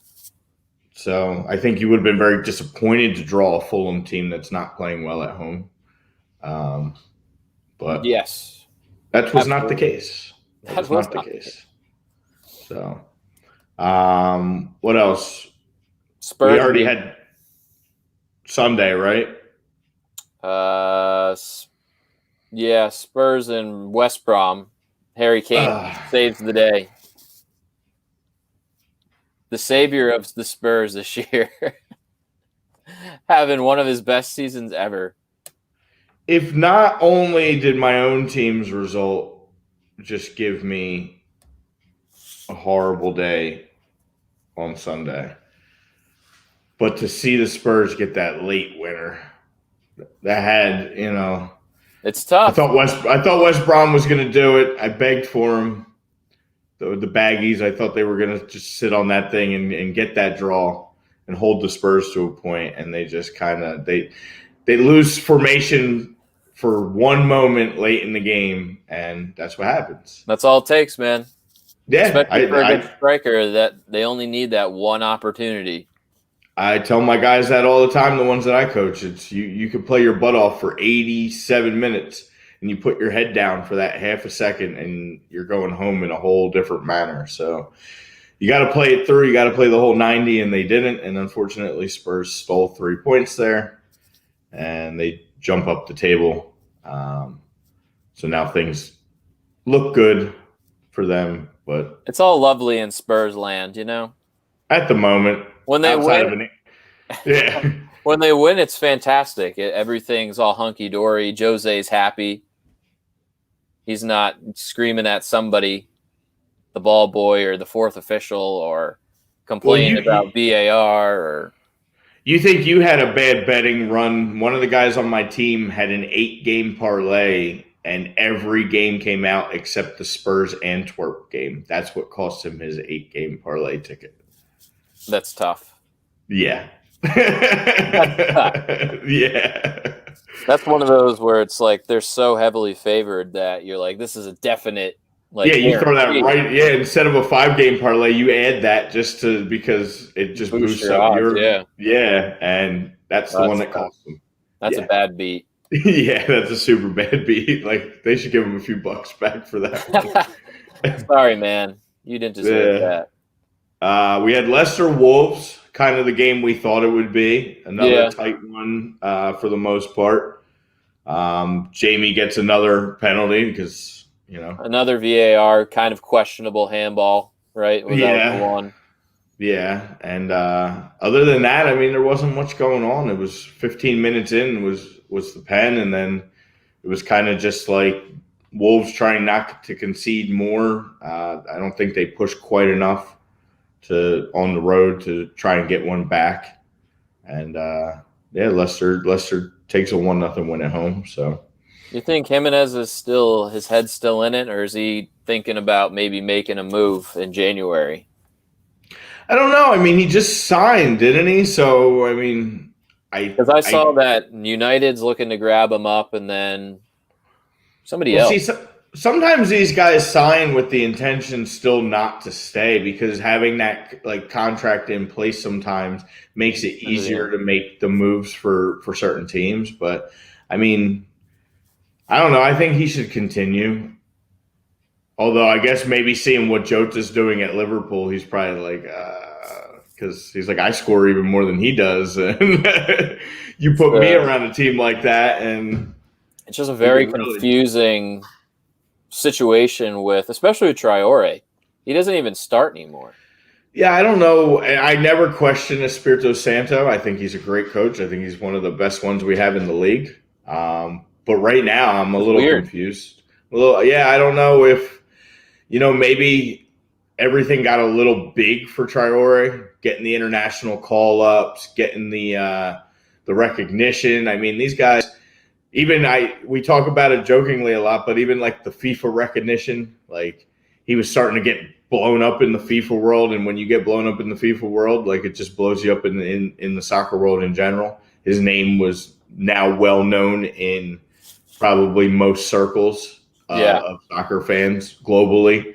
So that's a lot of pressure on a guy that kind of was under the radar for most of his career. So it could be a little of that possibly. I don't want to say that it definitely is without that knowledge, but it would be understandable, but I think he's got to find a way to get him back in there because he gives them their best chance to win. He brings so much to that team. Yeah, I just found it fascinating that after such a good year he had last year, and now it's like he's being used in like a very limited role. Like, granted, Pedro Neto has been playing great. Podence has been coming in this year playing really well. Yeah. So, I understand there's, competition in the side, but for the quality player that he is, it's just weird that he would be used in like a 15-minute super sub role. Yeah, it's kind of surprising, unless that's something that they just were in real need of right now. And maybe they asked him to kind of take a back seat. I don't know what's going on there, but it's like every time we think they're kind of back on track, they do some weird stuff, but they're not going anywhere. Yeah, because they're not sellers. They brought in Nelson Semedo, so it's like they don't. It's not like they're selling off and not trying to win. No, I think the level of wanting to win is there, but they're going to continue to turn people over. They're not going to completely build around, I guess, one or two guys. Yeah, I don't know. We'll see if he stays. I hope he stays for the good of that club. I think that would be a good thing if he doesn't leave. Yeah, agreed. They're already. You could already see the hole with Darty leaving. That's kind of hurt him a little bit. Yeah, where are they sitting? They're 9th right now. They're -1 in goal differential. So that's kind of typical of them. They keep games close. Yeah, and on the other respect, we thought Leicester was going to be in a world of hurt and struggling with all these defenders out, and they are just haven't missed a beat. Almost better. This Fofana kid is fantastic. They're leading the table. I don't know what more we could ask for. Struggle? Nope. Yeah. Plug and play this young kid who looks like he's going to be a stud. Yeah, they seem to have figured out bringing in some good players. They nailed one out of the park with Sancho last year. Came. They let Harry Maguire go, and everybody's like, "Oh man, this team's just going to leak goals now." And they find him, and now they have more injuries, and now this kid, they're doing good things over there. They are doing really good things. Is a sort of testament to Brendan Rodgers. Yeah. Yeah, we keep kind of saying, is he not as good as we're giving him credit for? And then each time we kind of question it, things like this happen and they come right back. And yeah, I mean, they got 8 games played and they got 18 points sitting up top. They're +9 in goal differential, so they're not letting up a ton. Obviously, they're going to score. They get theirs. Jamie just keeps finding that fountain of youth. Yeah, I don't know, my man. God. They gotta maybe ask for a blood donation. Maybe his blood alone could be the cure to all of our problems right now. Well, maybe not. All that Red Bull he drinks. Yeah. We probably have all heart attacks in the next 5 years. Hey, it's crazy. Spurs are sitting second. Liverpool's in third. Southampton's in fourth right now. How about that? Chelsea in fifth. And we might as well talk about it right now. Villa is still staying strong in Great sixth place. It was a great win. It was an absolute great win. Should have been more. The John McGinn goal, they should have counted. But Ollie Watkins, I mean, hell, fuck. Talk about a good signing there. On my fantasy team as well, good signing. It's paying off. Dropping Ryan Brewster, picking up Ollie Watkins a few weeks ago. That is a smart move. Still sitting first in the table. I know. This is why I don't play fantasy sports. I just have the worst luck, I think, ever in fantasy. My points aren't that bad overall. Like no, you just had bad points. You've had tough weeks. You'll be all right. You won't get relegated. Don't worry. I don't want to be a mid-table side. I'm better than that. I'm a better coach. So go off on your Arsenal team. I mean, what do I even say at this point? It's so just disappointing. Like I said, going into the international break, you needed that last little spark to come out of it, to continue to work your way up the table. And you play a game like that against, you know what? I guess Villa's the real deal. They've had some really good games this year already. So I don't want to take anything away from Villa. But, I mean, you got to do better if you're Arsenal. The goalkeeper that you just sold away clean sheets you in a 3-0 loss. I had a feeling that was going to happen too. I didn't want to believe it. I was like, this is the game Arsenal should take care of at home. Well, first of all, a minute into the game, they let up a goal that gets called back on VAR. So right there, you could tell they came out flat. And then, like, not long after, like, they just didn't have it. And then, Saka gets the own goal. You're like, all right, they'll bounce back from this one still. They'll kind of unify as a team. And then they don't understand. And usually this is like an old Arsenal result. I thought maybe this was the new regime under Arteta, and then you were like, let's just hold off on that and let's wait and see. Yeah, I mean, and the defense they were the number one defensive team in the Prem, so they weren't even giving up that many goals. They give up 3 here. Like, there was just nothing positive, honestly, to take out of that game as an Arsenal fan. That's one of those ones that you bundle up and you throw away, and you hope that late in the year it doesn't come back and bite you for a spot in, Champions League and or even Europa. I mean, at this point, you're 11th in the table with a -1 goal differential where everybody's all bunched up. Like, you got to be better. Yeah, they went from draw kings. They don't have a single draw. They can't get these draws. They have 4 losses. They have 4 wins and 4 losses. Like, at least if you draw 2 of them. That's the difference between this year and last year. Yeah. Point-wise, I mean, like you said, they were basically the princes there for a while. Yeah. And now it's like, you can't be losing at home to Villa. No. Even though it's a much better Villa team than I think, we expected this year after a team that was right on the edge of relegation last year. But they again, getting a goalie is monstrous. Getting a defender like Tyrone Mings back healthy is huge. Jack Grealish opting not to leave is huge. Matty Signing Cash. Ollie Watkins is huge. Matty Cash is huge. Like Matty Cash is getting recognition all over the soccer world right now. Good Like, defender. yeah, so They made the right moves, and it's paying off. Not to take anything away from Villa in this negative Arsenal rant, but yeah, Villa's doing the right things, and Arsenal is sort of doing the right things. Again, there's still pieces that give me promise. there's time. It's just the whole is not working for me right now. There's time to figure it out. You just can't go back into the old Arsenal ways. Yeah. Where this is like a thing. You get great results, and then you get blown out at home against, a good Villa team, but not a great Villa team. Yeah, and then they get Emi Martinez revenge game. That's what it was. It was. He played great, and Leno did not, and the defense did not, and it was a tough one. And then they get the pleasure of going on the road to Leeds when they come back out of this thing. So not easy.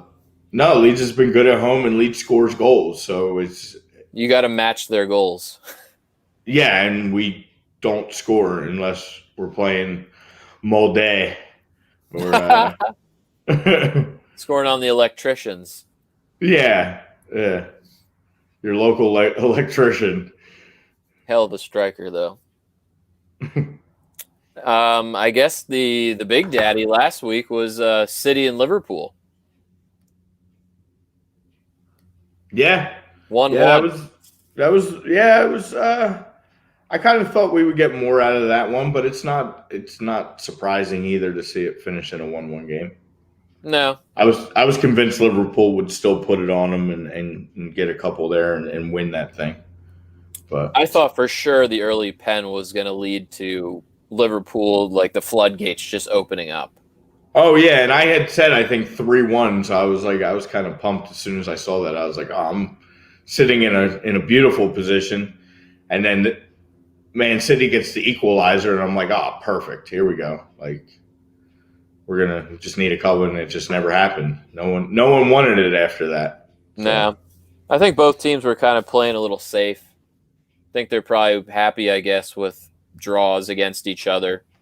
Yeah, I guess so.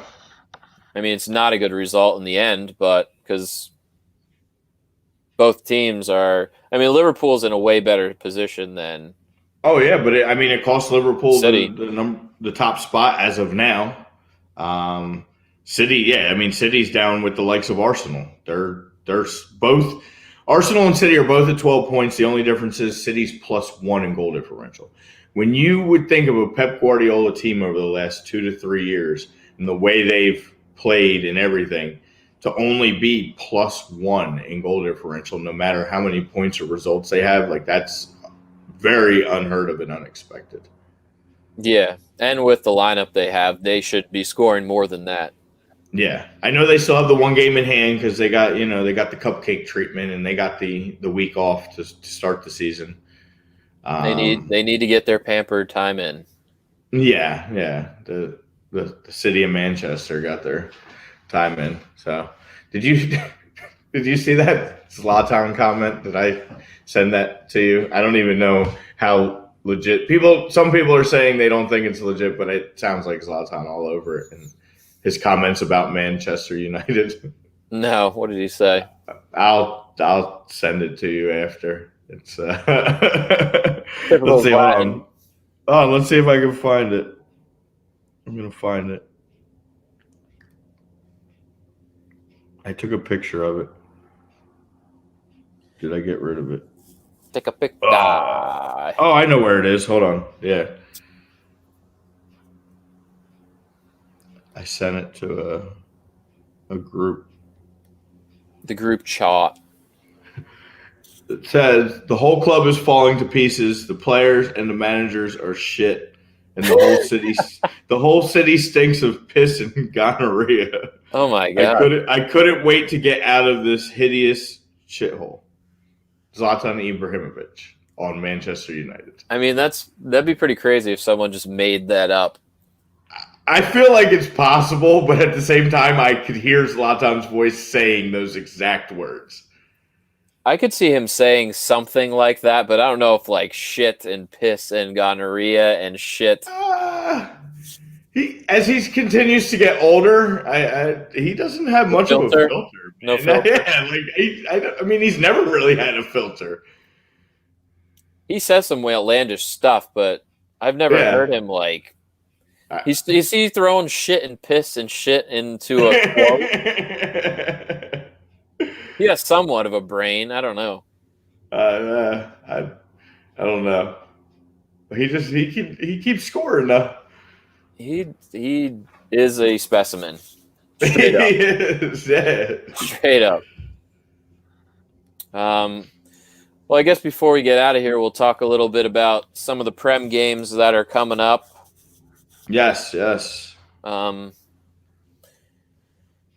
So Saturday breakfast game next week, we have Newcastle hosting Chelsea to start us off, which is probably more of a bigger game for Newcastle than Chelsea, to be honest. Oh, absolutely. It's one of those, you got to get on Newcastle early. If you jump out on them like 1-0, 2-0, they're going to put their heads down, and that's when you capitalize. Newcastle doesn't play from behind, so if you get that first goal, kiss it goodbye. Yeah, but you got to be careful. Like you can't leave them in the game. Yeah, if it starts getting late and they're in it, then they get that late game push. So, but Chelsea should handle that one, even on the road. Oh, what else we got? Villa and Brighton. Yep, 10 a.m.er. Hopefully Villa doesn't have a letdown after the big win against Arsenal. And I think this is a different Villa team. I think they go home and they handle Brighton. Like 1-0. Typical Brighton. Typical Brighton game. Typical Brighton game, typical Villa game.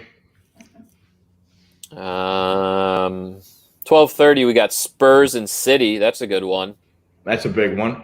One of the very, very, very, very, very few times I will ever root for City in a game. So I don't even know who to root for in that one. I mean, it's a big game for both teams. I mean, City doesn't win this game, they're looking at being in a little bit of a bind there. Yeah. I probably would only root for City. I root for the draw. Best case scenario, probably for all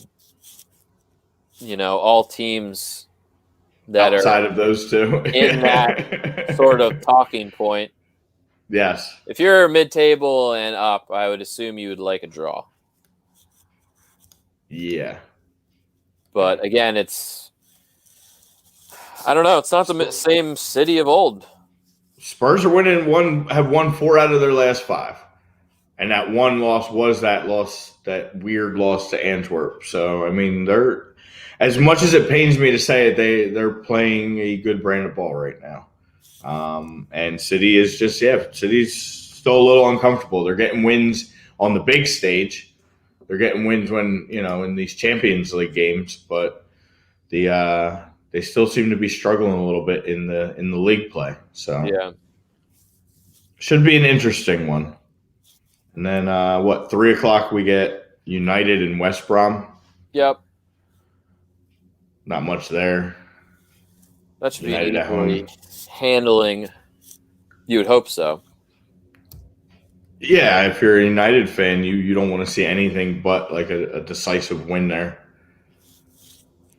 I mean, those were the Saturday games. I mean, we'll be on next Saturday. I don't know if you want to talk about the Sunday games next week or what. I mean, we don't need to we'll just say, so we'll be on during the Brighton Villa game. Yeah. and then that Tottenham City game will come on right as we're ending. Yep. Just so people know what they are, the breakfast game on Sunday is Fulham at home against Everton. Big chance for Everton to bounce back after recent struggles, after being the hottest team in the world for the first month of this season. They've really struggled. They've lost 3 in a row. So good time. Back down. Good time for them, to play Fulham, I think. Fulham is home at the Cottage, so we'll see. Maybe they can they're going to be looking to probably just at least get a point here or something. 9 a.m. we get Sheffield West Ham. That should be a pretty good game. Sheffield at home, again, they need something big time. But West Ham's been decent of lately, so I don't know too much there. And then I said Leeds Arsenal is the 11:30. Mm-hmm. And then the big one of Sunday is Liverpool at home against Leicester, 2:15. That's a good game. That's a game everybody should be watching. Put down your NFL and throw that game at least in the picture-in-picture. Well, that'll be on Peacock, so if you don't have Peacock, you won't be able to watch. Well, you better get Peacock. I got fucking Peacock. It's worth the $5. I'm talking to all our lovely listeners. Yeah, they should have Peacock. They're putting these good games on Peacock for a reason. They want you to buy it. Oh, of course. That City-Liverpool game last week was on Peacock. For what reason? To get you to buy it. Of course, yeah. They're forcing your hand, but if you're a real fan, you'll do it. I'll suck up the $5 a month and be able to watch them. Because the nice thing is, too, they're on replay, too. So instead of having to worry about setting up my DVR for everything and all that, when I want to go back and watch these games, they're right there at my fingertips. So it does make it nice because we do have lives, and I can't sit in front of a TV all weekend. I got stuff I got to do, but I do want to go back and watch a majority of them during the week before we sit down again. So it does give me that ability, which is nice. So I'll give them a little credit, I guess, there. Then we do have Monday Night Football, too. The first one, 12:30 in the afternoon Monday. Burnley, Palace. Palace has obviously been the better team out of those two recently. Burnley's at home. They are in desperate need of some results. Everybody's better than Burnley, so...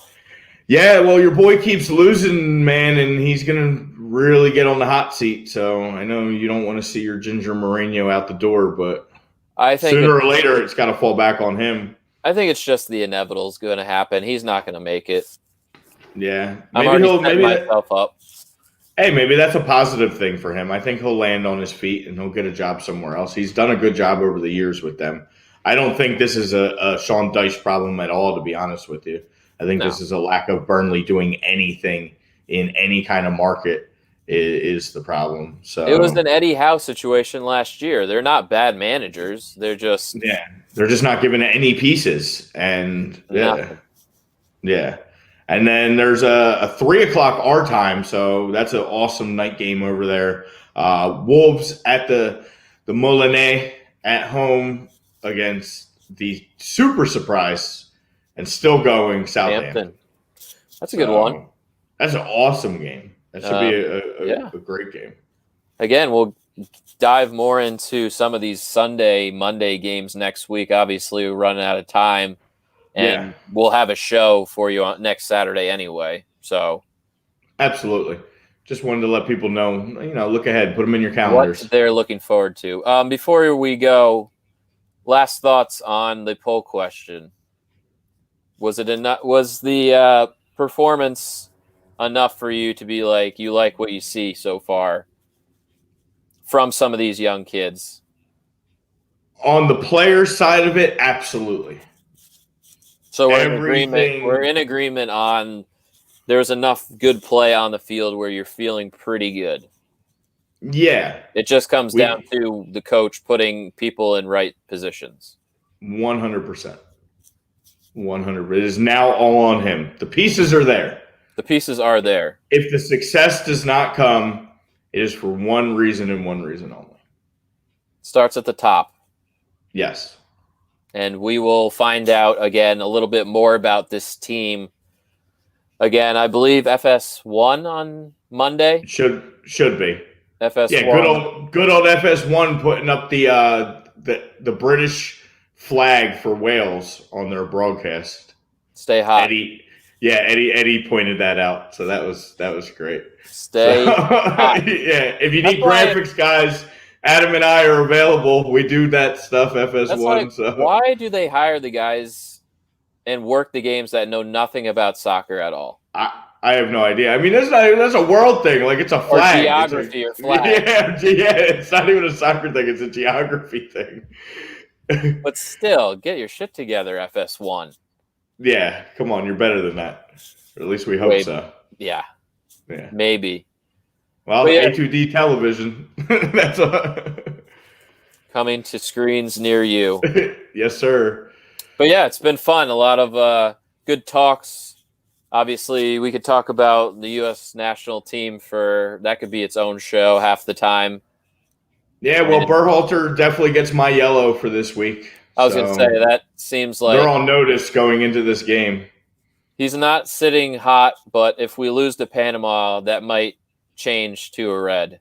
We can't even draw that game. There should be some panic if that is the case. Yeah, it's got to be a win, a decisive win. And you will see us ranting next week if we lose. So just prepare yourselves. Yeah. As much as I love to rant, I really don't want to because we just need better out of this team. So absolutely. But yes, coming to the end here, guys. Thanks again for tuning in. We sure are. We sure are. You're dead to me tomorrow. Yes. Don't speak to me until 4:15. Yes, this relationship ends 1 at o'clock. about 12:55 tomorrow. You need that 5-minute window like your fantasy lineup setting. So Getting in the zone. Get in the zone. So look, I brought a friend. Brought a friend to say goodbye. Oh yeah, there it is. Let's go, boys. But yeah, guys, thanks for tuning in again. Enjoy this beautiful weather today. Get out there. Yes. It should be super sunny here in the Northeast. Yeah, dry some of this rain up. So. But yeah, guys, thanks again. We love you, and we will see you next week. Yes, love you guys. Later.